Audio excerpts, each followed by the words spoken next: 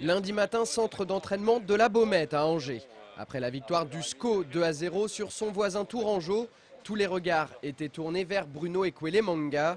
Vendredi soir, l'international gabonais a livré son meilleur match depuis son arrivée à Angers cet été. Auteur du premier but angevin, il a contribué à mettre son équipe sur les bons rails pour ce derby de la Loire. Alors sans plus tarder, on prend la direction du stade Jean-Bouin pour le résumé de ce Angers-SCO Tour qui comptait pour la 12e journée de Ligue 2. Dans cette rencontre, ce sont les Angevins qui se mettent les premiers en évidence. Dès la 4e minute, Charles Diers oblige le gardien adverse à une première parade délicate suite à ce coup franc. Et moins de 10 minutes plus tard, Bruno Ekwelemanga peut ressortir le ballon, ça peut aller vite. Angers. Il y a un bon contre exploité avec Paul Alouefolo. Oui. Allez, dans l'espace. Avec un centre en première intention, Et cette voilà, belle tête et et le prend but. le but. Quel beau but de Bruno Ekwelemanga sur ce centre de Jean-François Rivière. Le défenseur est parti de sa surface de réparation. Il a suivi et c'est lui qui est là à la conclusion de cette formidable remontée de balle. Sur le bord du terrain, Jean-Louis Garcia peut laisser éclater sa joie. Ça fait 1-0 pour Angers. Pour Bruno Ekwelemanga et ses coéquipiers, ce but, c'est l'événement de la soirée. La nouvelle recrue angevine inscrit là son premier but en professionnel.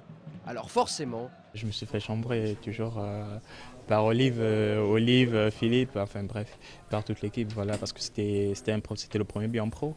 Et voilà, ils m'ont un peu chambré. Ouais. C'est cool, de toute façon son meilleur pied c'est la tête, donc c'est bien, il faut qu'il continue, il a fait un gros match ce soir, j'espère qu'il va continuer comme ça parce qu'il nous fait du bien derrière. Il a fermé les yeux un peu, hein. Il l'a mis au hasard comme ça, mais bon, sa rentrée c'est le principal. Moi, je suis très content pour lui parce qu'il fait du bon boulot, il est sérieux à l'entraînement, il est à l'écoute de tout le monde, je suis plus que content pour lui. Après une très bonne première demi-heure, les hommes de Jean-Louis Garcia vont subir en fin de première période. Diarra côté gauche adresse un bon centre au deuxième poteau.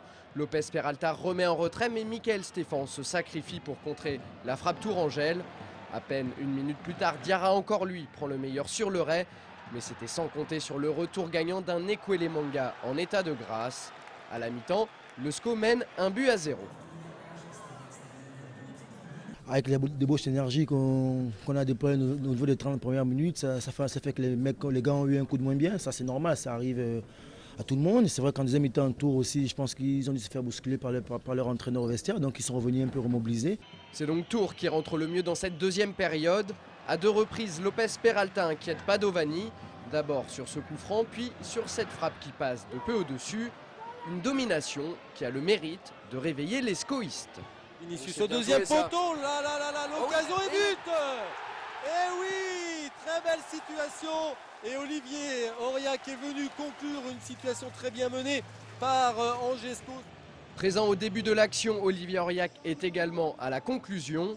C'est le troisième but cette saison de l'ancien Brestois. En fait, Mika Stéphane m'a dit que j'avais fait une tête de poussin. Donc après derrière, je vois que le gardien il relâche et j'ai enquillé quoi. Et puis voilà, on parle toujours de suivre les ballons à l'entraînement et là j'ai senti le coup et puis ça a fini dedans, c'est le principal quoi. Grâce à ce nouveau succès, Angers enregistre sa 4e rencontre consécutive sans défaite et sans encaisser de but. En ce moment, on a l'impression que rien ne peut arrêter ce SCO-là. C'est surtout une énorme satisfaction parce que c'est le 4e très gros match consécutif avec une victoire certes difficile contre vraiment un très bel adversaire. Mais bon, le SCO, à l'issue d'une très grosse première demi-heure et un but magnifique, a su après relativement contrôler le match, même si on a souffert devant les assauts de cette équipe.